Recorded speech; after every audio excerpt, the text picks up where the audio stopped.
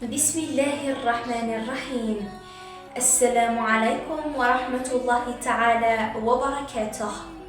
الحمد لله الذي وهبنا نعمة الحرية، والصلاة والسلام على أشرف المرسلين. في 5 من جويلية من كل عام تحتفل الجزائر بذكرى عظيمة، ذكرى عيد الاستقلال واسترجاع السيادة الوطنية، اليوم الذي استعاد فيه شعبنا الحرية بعد احتلال فرنسي دام 132 سنة. لقد دفع أجدادنا ثمن الحرية غاليا، فقدموا أرواحهم ودماءهم الطاهرة من أجل أن تبقى الجزائر حرة أبية.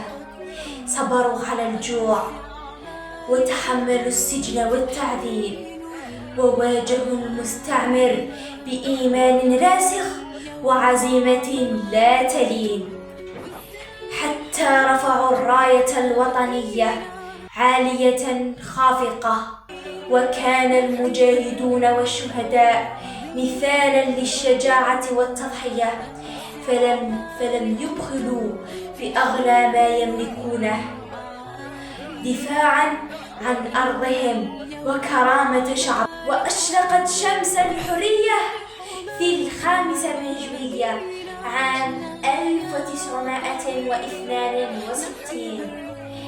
إن إحياء هذه الذكرى ليس مجرد احتفال، بل وفاء لمن ضحوا من أجلنا، وعهدا نجدد فيه حبنا لوطننا ونخدمه بالعلم والأخلاق والعمل، والمحافظة على وحدته وأمانته.